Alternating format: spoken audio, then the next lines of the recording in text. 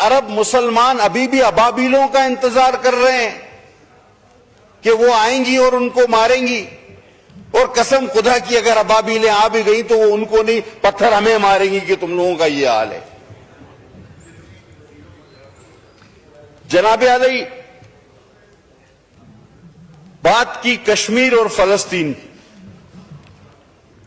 اور میں ہرگز یہ نہیں کہوں گا کہ میں ٹوٹلی جو ہے نان پولیٹیکل رہوں. میں کلیئر بتا رہا ہوں کہ جو فیکٹس ہوں گے میں ان پہ بات کروں گا، پھر وہ چاہے آپ کو پولیٹیکل لگے چاہے آپ کو نان پولیٹیکل لگے. دل و جان سے ہم چاہتے ہیں اور سمجھتے ہیں، بخدا میں کلمہ پڑھ کے کہہ سکتا ہوں کہ مجھے ہمیشہ یہ خیال آتا ہے کہ ہم گناہگار تو ویسے ہی روز قیامت مارے جائیں گے، اللہ معاف کرنے والا ہے، لیکن اس گناہ سے، اس سے کیسے معافی مانگیں گے جو ہم روز ٹی وی پہ دیکھ رہے ہیں؟ اس کا کیا جواب ہمارے پاس ہوگا؟ کیا معافی ملے گی؟ یہ ہر روز ہر وقت خیال آتا ہے. لیکن ایک بے بسی ہے، ایک بے حسی ہے. آج آپ کو صاحبزادہ صاحب اس ایوان کی تاریخ بھی آپ کو میں بتا دوں.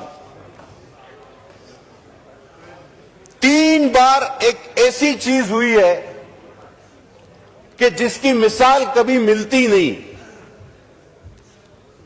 وہ کون سی 3 ایسی چیزیں ہیں؟ سر، ایک اس ہاؤس میں اسرائیل کے حق میں تقریر ہوئی ہے اور کہا گیا کہ اسے تسلیم کرو. آپ ریکارڈ اٹھا کے دیکھ لیں وہ کس جماعت اور کس رکن نے کی، اور اس جماعت نے اپنے اس رکن کی کوئی باز پرس نہیں کی، کوئی ایکسپلینیشن اس کو نہیں دیا، نہ اس کو کوئی سسپینڈ کیا، نہ اس پہ کوئی کاروائی کی. That means that was matter of policy. اس ہاؤس میں آپ کہیں گے کہ وہ کون؟ اسما حدید صاحبہ پچھلی اسمبلی میں ہمارے ساتھ تھی. انہوں نے یہاں کھڑے ہو کے تقریر کہا کہ بھئی تم لوگوں کو مسئلہ کیا ہے؟ اپوزیشن والوں کو. ہم اپوزیشن میں تھے، انہوں نے کہا ریکارڈ موجود ہے، آپ اٹھا کے دیکھ لیں نا، ریکارڈ موجود ہے. آپ ریکارڈ اٹھا کے دیکھیں. اسما حدید صاحبہ نے کہا کہ تم لوگوں کو مسئلہ کیا ہے؟ اسرائیل کو تسلیم نہیں کرتے، اور ساتھ ساتھ یہ بھی کہا ریکارڈ پہ، انہوں نے کہا کہ جب ہم درود بیچتے ہیں نعوذ باللہ تو ان پہ بھی بیچتے ہیں، تو جب درود بیچتے ہو تو ان کو تسلیم کرو. لفظ ب لفظ مجھے یاد ہے. اچھا، اب دوسری ایک انوکھی بات آپ کو بتاؤں. اچھا، ایک ہی جماعت ہے کہ جس نے کسی یہودی کے لیے باقاعدہ کیمپین چلائی ہو. اب آپ یہ بھی کہیں میں نہیں پتا. گولڈ سمتھ کا بیٹا صادق خان کے اگینسٹ ایک یہودی کے لیے پولیٹیکل کیمپین کس نے چلائی؟ یہ بھی کوئی دوسری مثال نہیں ملے گی. اب تیسری پہ آتا ہوں.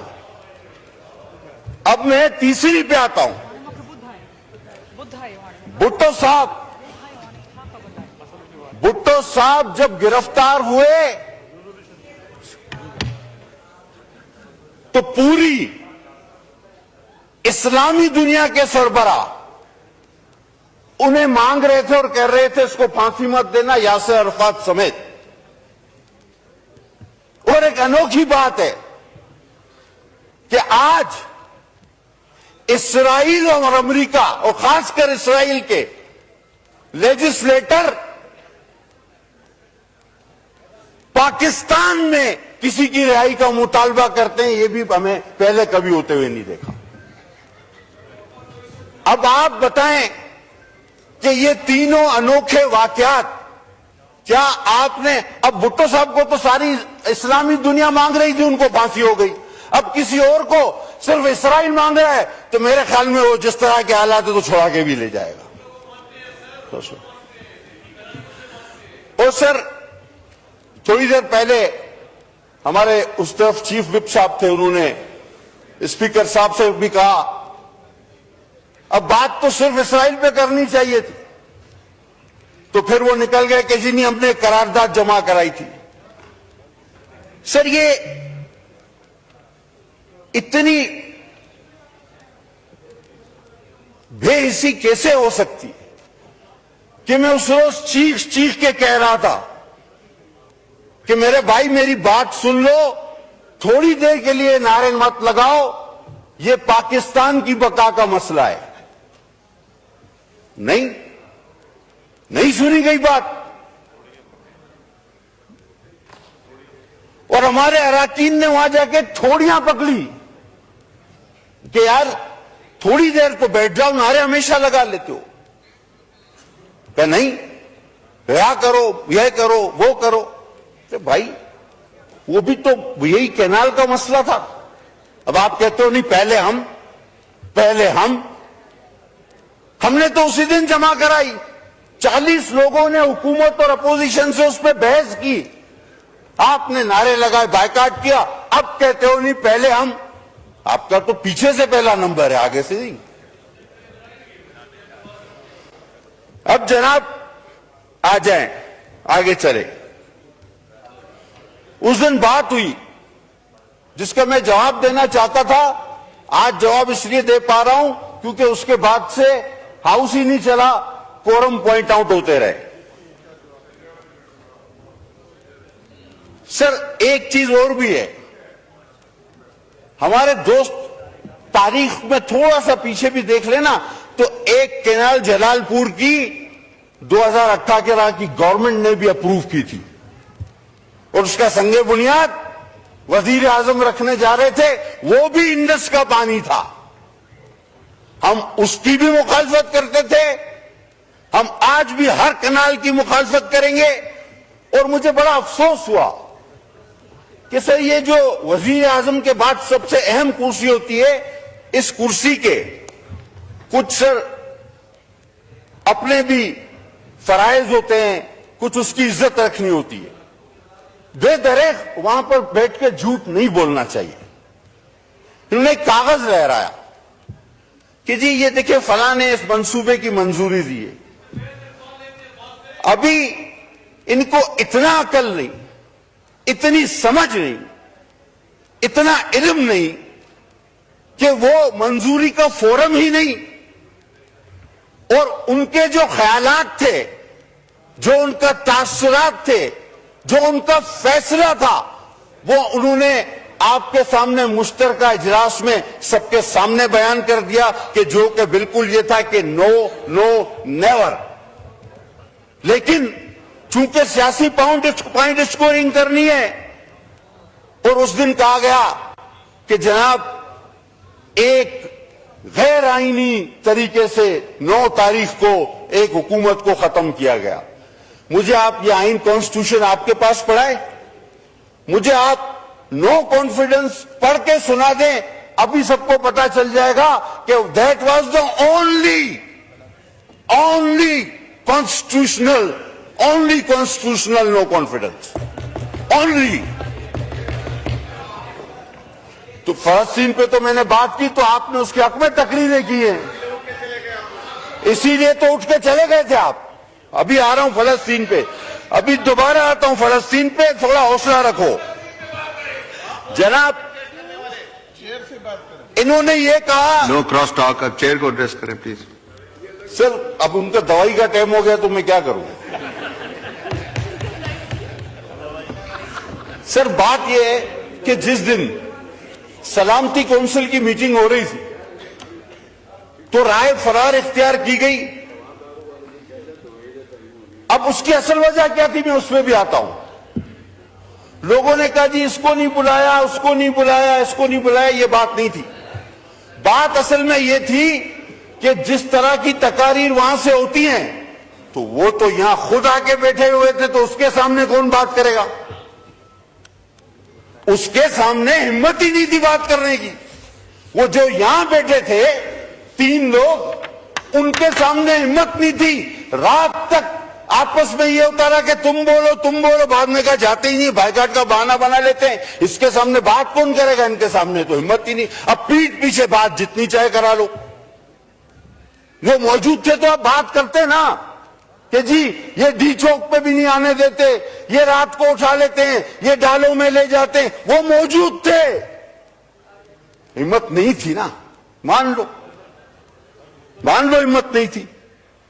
اور کہا جی کہ باجوہ کے ذریعے آپ نے جو ہے وہ ایک قرارداد, یار آپ نے تو حاضری بھی کرنل کے ذریعے لگوائی ہے سیوان میں. نہ کر سکتا ہے کوئی قسم کھائے گا میرا بھائی, کوئی درود پڑے گا کہ یہ بات غلط ہے؟ یا تو حاضری بھی کرنل کے ذریعے, کورم بھی کرنل کے ذریعے, بجٹ بھی کرنل کے ذریعے, اس پہ بھی تو درود پڑے, قسم کھائے نا آپ. اور پھر کہا گیا اچکزئی صاحب کے لیے اور اختر مینگل کے لیے کہ جی دیکھیں ان کے ساتھ بڑا ظلم. تو کیا پی ڈی ایم کا حصہ نہیں تھے اچکزئی صاحب اور مینگل صاحب؟ کیا اس نو کانفیڈنس کا حصہ نہیں تھے اچکزئی صاحب اور مینگل صاحب؟ وہ بھی تو اسی کا حصہ تھے.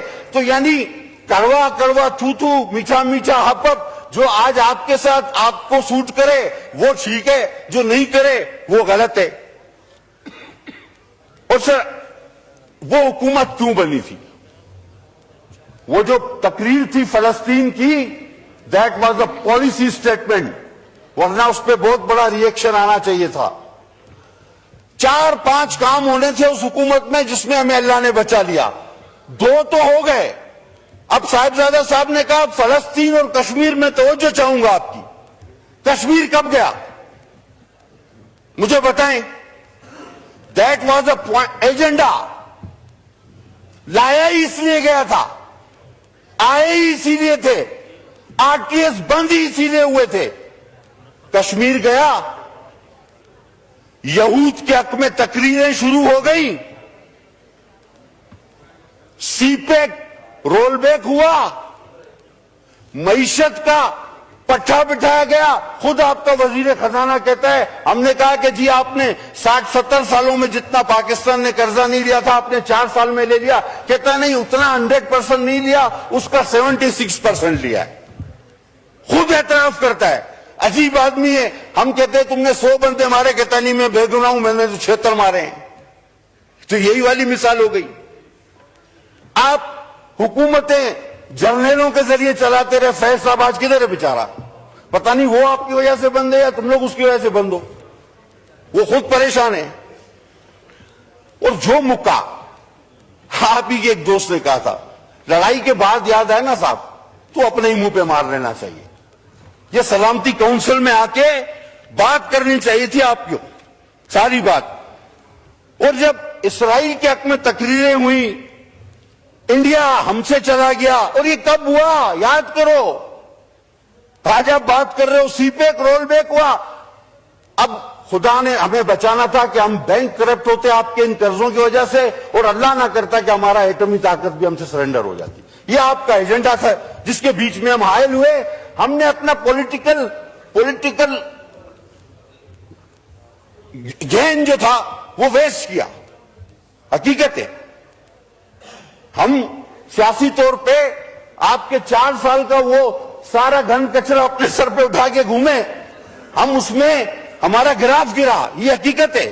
لیکن ہم نہ کرتے تو آپ انڈیا دے چکے تھے, اسرائیل کے حق میں تقریریں آپ کر چکے تھے, سی پیک آپ رول بیک کر چکے تھے, باقی رہ گیا تھا ایٹم بم اور ایک آدھ ایجنڈا آپ کا اور ٹائم فش.